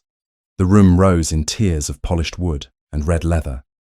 Dozens of peers seated in their formal robes, their faces ranging from curious to skeptical to openly hostile. At the center of the chamber floor stood a simple wooden chair where witnesses would testify, isolated and exposed beneath the weight of aristocratic scrutiny. Marguerite entered, flanked by Lady Cecilia on one side and Quinton Hale on the other, Dominic following a respectful distance behind to avoid any appearance of improper influence. Every eye in the chamber tracked her progress down the central aisle. She kept her chin raised and her steps steady, refusing to allow the trembling in her hands to spread to the rest of her body. Earl Vincent Caldwell sat among his fellow peers, positioned strategically where she would be forced to see him throughout her testimony. When their eyes met, his expression conveyed absolute confidence. He believed himself untouchable, protected by title, and the assumption that no one would dare challenge a peer's word with mere accusations from servants. He was about to discover otherwise. The Lord Chancellor, an elderly man with steel-grey hair and shrewd eyes, called the chamber to order. His voice carried clearly through the vaulted space as he outlined the nature of the proceedings. Accusations had been brought against Earl Vincent Caldwell regarding fraudulent manipulation of debt contracts, systematic abuse of servants bound to his household, and complicity in at least one suspicious death. The matter required formal investigation and testimony under oath. Caldwell's solicitor, a thin man with a sharp face, rose immediately to object. "My Lord Chancellor, these accusations are baseless fabrications constructed by individuals with clear motivation to harm my client's reputation. We respectfully request this matter be dismissed as frivolous." "The accusations are supported by documentary evidence and multiple witnesses," Hale countered, rising smoothly. "The Lords will hear the evidence and testimony before making any determination about its merit. The Lord Chancellor nodded. The objection is noted and overruled. We will proceed. Call the first witness. Marguerite stood, her legs steadier than she had any right to expect. She crossed to the witness chair and placed her hand on the Bible offered to her, swearing to tell the truth in a voice that carried clearly despite her racing heart. Then she sat, folded her hands in her lap, and waited. Hale approached, his expression professionally neutral. They had rehearsed this countless times, but the reality of speaking in this chamber, before these men, with Caldwell's cold eyes boring into her, made every practiced answer feel newly fragile. Please, state your name and parentage for the record, Hale began. Marguerite Fenwick, daughter of the late Viscount Thomas Fenwick of Derbyshire. And will you describe your circumstances following your father's death in 1819? Marguerite drew a careful breath and began. She spoke of her father's gambling debts, accumulated during years of grief following her mother's death, of his passing when she was 23, leaving her alone with obligations she had no means to satisfy, of Earl Caldwell appearing at the funeral with documents claiming her father owed him £180. He offered me a solution, she continued, her voice steady despite the memories. I would work in his household as a servant until the debt was satisfied through my labour. He estimated it would take perhaps 2 years. I accepted because I had no other options and believed I was honouring my father's obligations. And how long did you ultimately serve in Earl Caldwell's household? Hale asked. 4 years, until I fled in fear for my life this past May. A murmur rippled through the chamber. Hale allowed it to settle before continuing. In those 4 years, how much of the original debt was repaid through your labour? According to the Earl, none of it. He claimed the debt had grown to over £2,000 due to interest, fees for my room and board, and penalties for various infractions. Did you see documentation of these additional charges? No, my lord. I was told the amounts but never shown the calculations or given any accounting of how my labour was being credited against what I supposedly owed. Hale moved to a table where documents lay carefully organised. He selected several pages and approached the Lord Chancellor's bench. I submit for the Lord's consideration the original debt agreement signed by Viscount Fenwick, obtained directly from the creditors to whom he owed money.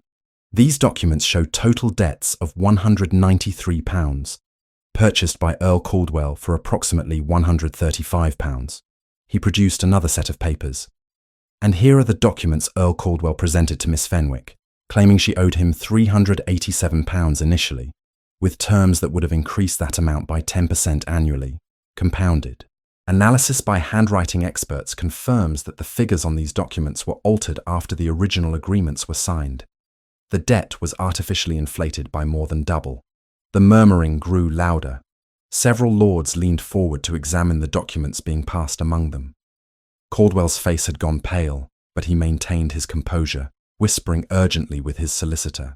Miss Fenwick, Hale continued, returning his attention to her, will you describe the conditions of your service in Earl Caldwell's household? This was the part she had dreaded most. Speaking of the work itself was manageable, but the rest required exposing wounds still tender and raw. Yet she had promised herself she would not flinch. I worked 16 to 18 hours most days, she began. I cleaned, cooked, served meals, performed whatever tasks were assigned. The work was demanding, but not initially intolerable. However, the Earl had particular rules. Servants were not permitted to speak unless directly addressed. We were locked in our rooms at night. Meals were adequate at first, but became increasingly sparse, used as punishment for infractions. What sort of infractions? Hale asked gently. Anything that displeased him. A dish not polished to his satisfaction. A moment of hesitation when responding to an order. Being seen by guests, as he preferred to pretend his household ran without visible servants. Her voice remained steady, clinical even, as though describing events that had happened to someone else. Punishments escalated over time. At first, withheld meals or additional labour. Later, confinement in the cellar for hours or days. Eventually, physical violence. Will you describe the incident that led to your flight from Caldwell Manor? Marguerite looked directly at Caldwell as she spoke, refusing to allow shame to silence her. The Earl hosted a dinner party in early May, He accused me of stealing a silver brooch from one of his guests, claimed to have found it in my pocket. The accusation was false. I believe he placed it there deliberately to humiliate me before his guests. After they departed, he summoned me to his study and beat me severely. When I regained consciousness, I fled into the forest in panic and became lost. I would have died there, either from my injuries or from the wolves that surrounded me, had the Duke of Greymont not intervened. Caldwell's solicitor shot to his feet. My Lord Chancellor, this is outrageous speculation presented as fact. My client maintains that Miss Fenwick did steal the brooch, that her punishment was moderate and appropriate to the offence, and that she fled to avoid the legal consequences of theft. The brooch in question was returned to its owner that very evening, Hale replied calmly. Lady Pemberton has submitted a written statement confirming she received her property intact. If Miss Fenwick stole it, how did it return to Lady Pemberton's possession? The solicitor faltered. The Earl naturally recovered it and returned it to maintain good relations with his guest. How convenient, Hale observed dryly. Miss Fenwick, when the Duke found you in the forest, what was your physical condition? I had severe bruising to my face, ribs and arms, multiple lacerations, 3 cracked ribs, as later diagnosed by Dr. Whitmore. I was barely conscious and unable to walk unaided. Does this sound like moderate punishment appropriate to a theft accusation? Before she could answer, Caldwell himself rose, his composure finally cracking. The girl is lying. She was always unstable, prone to dramatics and wild accusations. She invented these stories to excuse her own theft and to manipulate the Duke into providing her with a comfortable situation. Earl Caldwell, you will contain yourself, the Lord Chancellor said sharply. You will have opportunity to present your defence.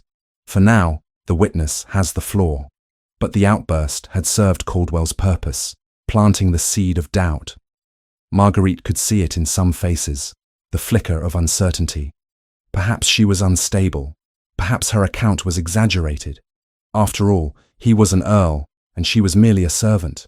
Hale called the next witnesses. Mrs. Beatrice Hollings took the chair and corroborated Marguerite's description of conditions at Caldwell Manor, adding details from her own 6 years of service. Thomas Garrett followed, his voice shaking but clear as he described witnessing Mary's death and the Earl standing at the top of the stairs, breathing hard, while the girl's body lay broken below. He told me it was an accident, Garrett said, that she had stumbled, but I saw his hands raised, saw him step back from where she had been standing, and I saw his face. That was not the face of a man shocked by accident. That was the face of a man who had done what he intended. Caldwell's solicitor attacked each witness in turn, suggesting they were paid to lie, that they harboured grudges from being dismissed for poor performance, that their memories were unreliable after so many years. But the consistency of their accounts, the documentation supporting the financial fraud, and the physical evidence of Marguerite's injuries at the time of her rescue created a picture that was difficult to dismiss entirely. The testimony continued for hours. Additional witnesses described similar patterns of abuse. A young man who had worked as undergardener showed scars from beatings received for trimming hedges incorrectly. A woman whose sister had died of fever after Caldwell refused to summon a physician, claiming the illness was feigned laziness. By the time the final witness finished, the chamber had grown heavy with accumulated testimony. The weight of so many voices speaking similar truths, of documentary evidence proving systematic fraud, could not be easily ignored. The Lord Chancellor called for a brief recess before allowing Caldwell's defence to present. Marguerite left the chamber on trembling legs, her energy depleted from hours of maintaining composure under hostile questioning. Dominic appeared at her side immediately, not touching but present, solid, real. You were extraordinary, he said quietly, every word clear and credible. You did not falter once. He called me a liar to my face, Marguerite replied, her voice hollow, in front of everyone. And some of them believed him. I could see it. Some believed him, Dominic agreed. But more believed you. The evidence is overwhelming, Marguerite. Hale is confident. When they reconvened, Caldwell's solicitor presented a defence that relied heavily on character assassination. He painted Marguerite as mentally unstable, her time in service having damaged her ability to perceive reality accurately, He suggested she had developed an inappropriate attachment to the Duke and fabricated abuse to justify her current circumstances. He claimed the other witnesses were disgruntled former employees seeking revenge for justified dismissals. But the defense had no answer for the documentary evidence of fraud, no explanation for why debt figures had been altered, no credible reason why multiple unconnected witnesses would describe identical patterns of abuse spanning different time periods. When Caldwell himself finally testified, he maintained his innocence with aristocratic disdain. Yes, he had purchased Viscount Fenwick's debts. Yes, the daughter had agreed to work them off. But the debts were legitimate, the terms fair, the treatment appropriate to a servant's station. If Miss Fenwick had found the work difficult, that spoke to her weakness, not to his cruelty. "And the girl who died on your stairs?" one lord asked directly. "Mary Williams, what is your account of that incident?" "A tragic accident," Caldwell replied smoothly. "The girl was hurrying down the stairs and lost her footing. I heard the fall from my study and emerged to find her at the bottom, already deceased. The magistrate investigated thoroughly and found no evidence of foul play." "The magistrate was your hunting companion," another lord observed. "Some might see a conflict of interest there. The magistrate was a professional who executed his duty appropriately," Caldwell replied coldly. "If members of this chamber wish to question his competence based solely on our social acquaintance, that reflects more on their prejudices than on the facts of the case." The testimonies concluded as afternoon light began fading through the tall windows. The Lord Chancellor announced that the Lords would retire to deliberate on the evidence presented and would render their decision within the week. Until that time, Earl Caldwell would remain free but under observation, forbidden from contacting any of the witnesses or interfering with the ongoing investigation. Marguerite left the chamber exhausted, but not defeated. She had done what she came to do. She had spoken her truth clearly and publicly. She had stood with others who suffered and refused to be silenced. Whatever the Lords decided, that much could not be taken from her. 5 days later, the summons came. The Lords had reached their decision. The chamber was even more crowded for the verdict than it had been for the testimony. Word had spread through London society about the scandalous accusations against an earl, and curiosity drew spectators who had not attended the original proceedings. The Lord Chancellor rose, and silence fell immediately. After careful consideration of the testimony presented, examination of documentary evidence, and consultation among the Lords, we have reached the following conclusions. He paused, letting the tension build. The evidence of financial fraud is overwhelming and undeniable. The debt documents presented by Earl Caldwell to Miss Fenwick were demonstrably altered to inflate the amounts owed. This constitutes criminal fraud. A collective intake of breath rippled through the chamber. Caldwell's face had gone white. Additionally, the Lord Chancellor continued, the consistency of testimony from multiple unconnected witnesses, combined with physical evidence of injuries sustained by Miss Fenwick, supports a finding that Earl Caldwell engaged in systematic abuse of those bound to his service. While we cannot definitively rule on the death of Mary Williams without further investigation, we recommend that matter be reopened by appropriate authorities. He looked directly at Caldwell. It is the determination of this chamber that all debts allegedly owed by Marguerite Fenwick to Earl Vincent Caldwell are hereby nullified as fraudulent. Furthermore, Earl Caldwell is stripped of his title and all privileges attendant thereto, pending criminal proceedings on charges of fraud and assault. His properties are to be held in trust, with proceeds directed to compensate his victims for wages unlawfully withheld, and for the injuries they unlawfully suffered. Such decisive action against a peer of the realm was rare, the Lord Chancellor observed. But the magnitude and coherence of the evidence left the chamber with no honest alternative. The chamber erupted. Caldwell surged to his feet, shouting protests that were drowned in the chaos. Guards moved to either side of him, restraining him physically when he attempted to approach the Lord Chancellor's bench. Marguerite sat frozen, hardly able to process what she had just heard. Stripped of his title, properties seized, victims to be compensated. It was more than she had dared hope for, more than she had believed possible when she first agreed to testify. Dominic's hand found hers, squeezing gently. When she turned to look at him, his eyes held pride and relief and something else. Something that looked very much like love. "You did this," he said quietly, for her ears alone. "You stood against him, and you won." "We won," she corrected, her voice shaking. "I could never have done this alone." They left the chamber together, past guards restraining Caldwell, past shocked and whispering peers, past the crowds gathered outside who had heard the verdict and now watched the disgraced Earl being led away. Marguerite walked with her head high, flanked by people who had believed her when belief seemed impossible, who had fought beside her when fighting seemed futile. Justice, she discovered, did not erase pain or undo years of suffering, but it did restore something essential. It said that her pain had mattered, that her voice deserved to be heard, that no title or position placed someone above consequence for their cruelty. It said she had worth, and that, perhaps, was victory enough. 3 weeks after the verdict, Marguerite stood in the completed library of Greymont Manor, running her fingers along perfectly ordered spines that represented months of careful work. The project she had begun as a refuge from trauma had become something more, a testament to her ability to create order from chaos, to rebuild what had been broken into something beautiful and functional. The compensation from Caldwell's seized properties had arrived the previous week, a sum sufficient to provide her with genuine independence for the first time in her adult life. She could leave Greymont, establish herself in a cottage somewhere quiet, live modestly but freely without dependence on anyone's charity or protection. The thought terrified her more than facing Caldwell in the House of Lords had.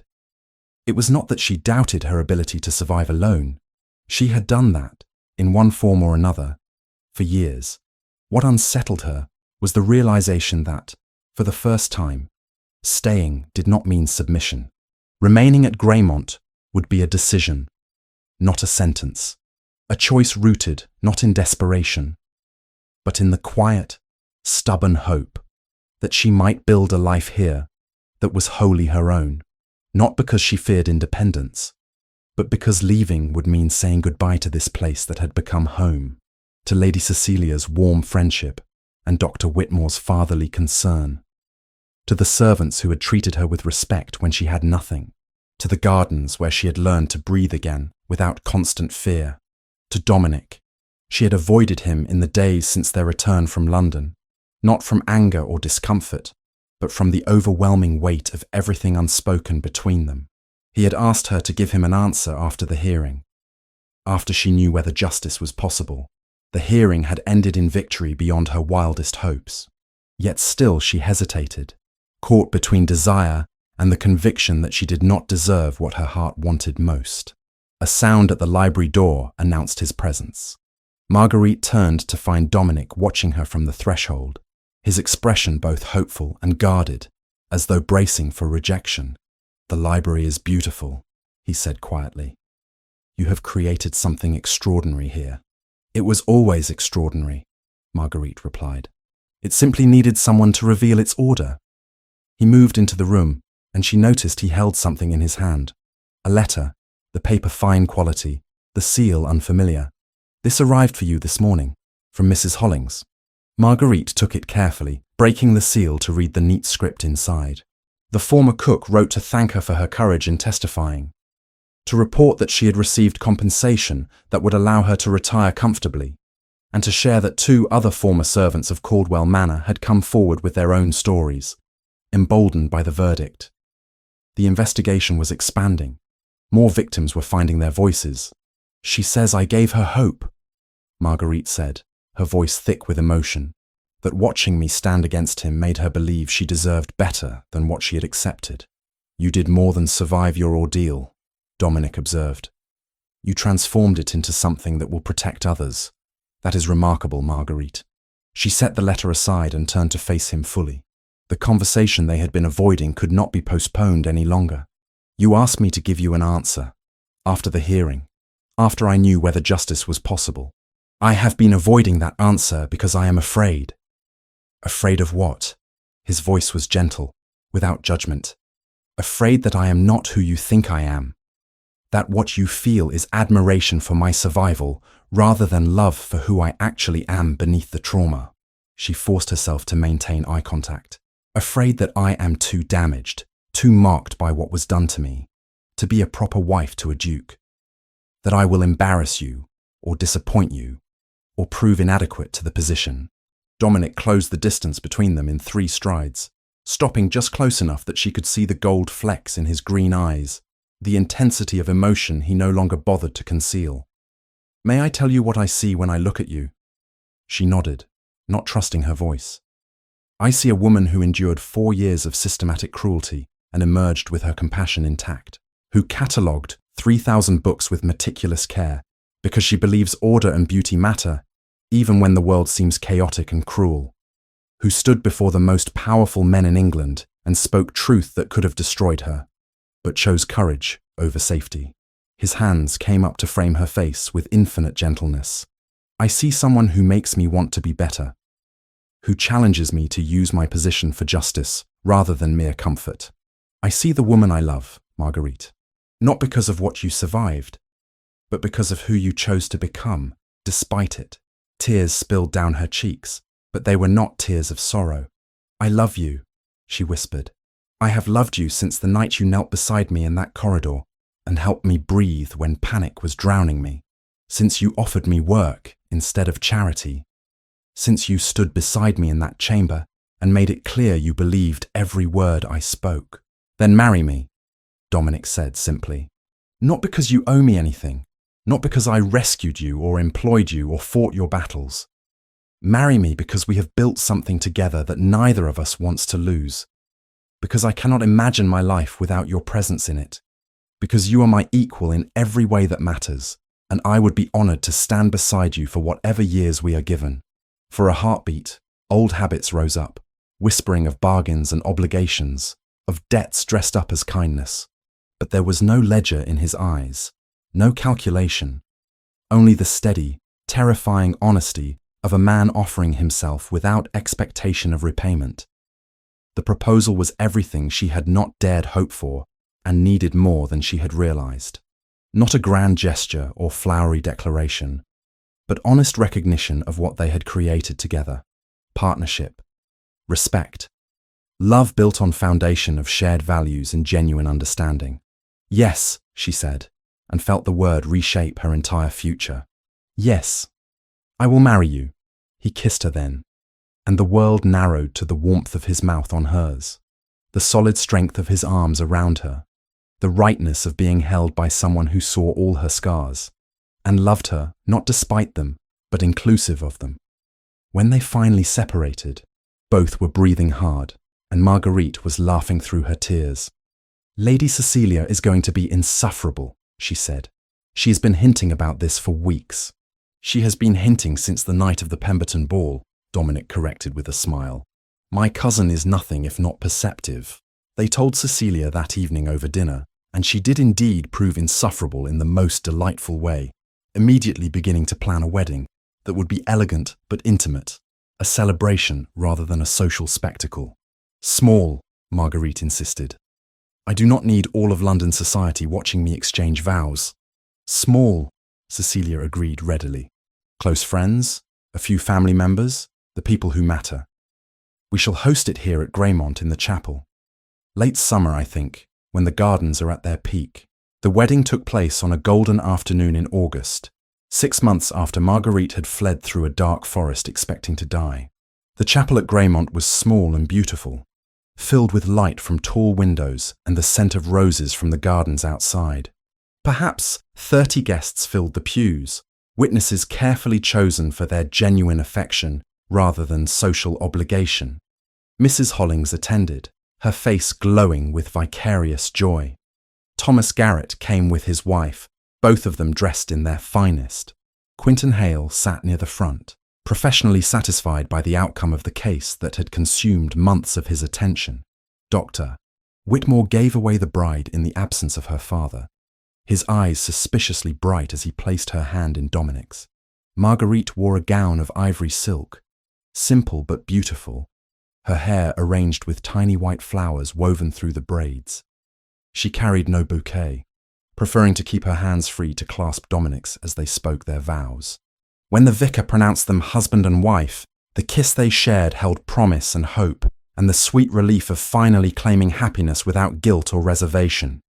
The celebration afterward took place in the gardens, tables laid with fine food and wine, music drifting across the lawns as the sun tracked slowly toward the horizon. Marguerite moved through the gathering with Dominic at her side, accepting congratulations and good wishes from people who had supported her through the darkest period of her life and now celebrated this new beginning. Lady Cecilia cornered her near the roses, champagne glass in hand, and satisfaction written across her features. "I told Dominic months ago that you would be perfect for each other. He insisted I was being premature. Men are such fools about these things." "You were not premature," Marguerite admitted. "You were patient. Thank you, Cecilia, for everything.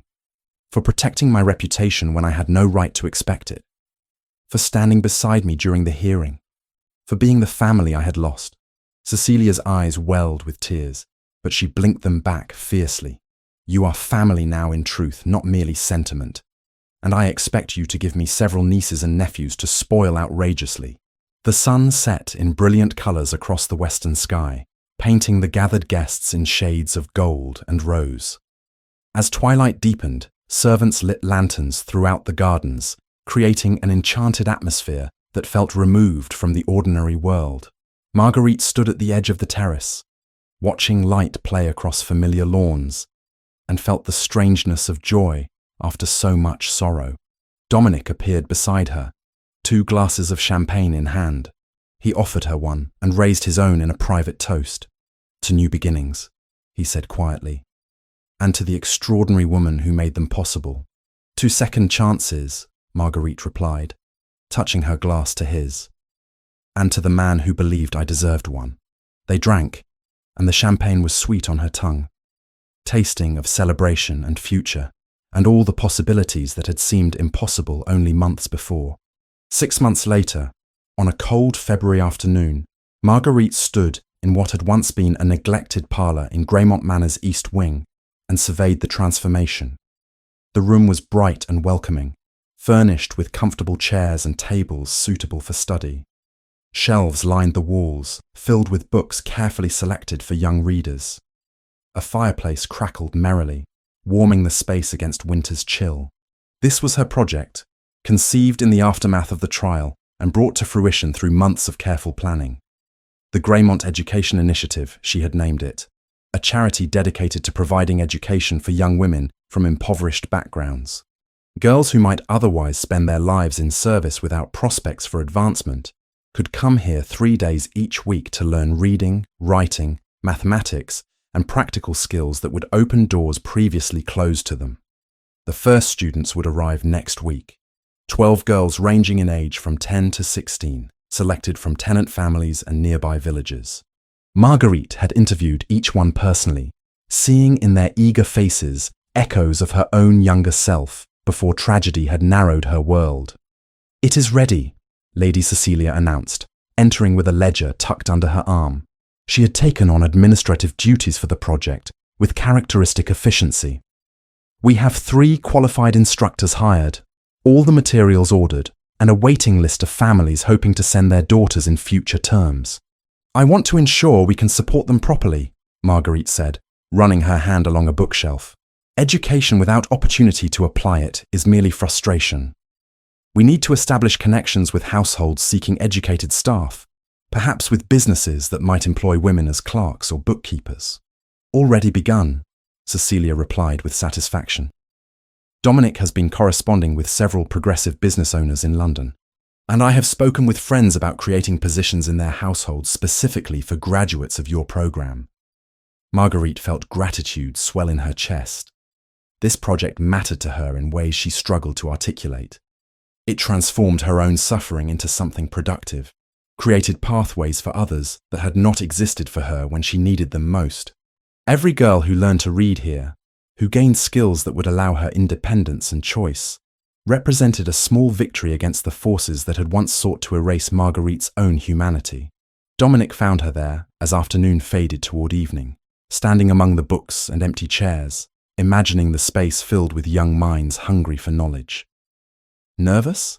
he asked, slipping an arm around her waist. "Terrified," she admitted. What if I fail them? What if this is not enough? Or I am not enough? Or—" "You will be exactly enough," he interrupted gently. "You will be exactly what they need, because you understand what it means to fight for a better future, because you know the value of knowledge and independence in ways many born to privilege never grasp." She leaned into his embrace, drawing strength from his certainty when her own wavered. In 6 months of marriage, she had learned that love did not erase doubt or fear, but it provided anchor when storms threatened. Partnership meant facing challenges together rather than alone, sharing burdens that had once seemed insurmountable. "I received a letter today," she said quietly, "from the magistrate overseeing the reopened investigation into Mary Williams' death. They have found additional evidence supporting Thomas Garrett's account. Caldwell will face criminal charges for her murder." Dominic's arm tightened around her. "Good. Justice delayed is still justice." "I keep thinking about her," Marguerite confessed. "About how young she was, how frightened she must have been. About the fact that she died alone and afraid, while people who should have protected her looked away." "She did not die in vain," Dominic replied. "Because of your courage in speaking up, because of the investigation that followed, her death will finally be acknowledged as the crime it was. And because of this," he gestured at the classroom around them, "other young women will have opportunities and protections she never had. That matters, Marguerite. That is how we honor those we could not save, by ensuring their suffering leads to change." She nodded, blinking back tears. Grief for Mary and for all the invisible victims of cruelty would never entirely fade. But alongside that grief lived purpose and determination to create a world where such tragedies happened less frequently, where young women had choices beyond endurance or death. The following week, 12 girls filed nervously into the classroom, their eyes wide as they took in the books and comfortable chairs and warm fire. Marguerite stood at the front, remembering her own first day at Greymont, the terror and disbelief that kindness might exist without hidden cost. "Welcome," she said, her voice steady and warm. "You are here because you have minds worth cultivating and futures worth investing in.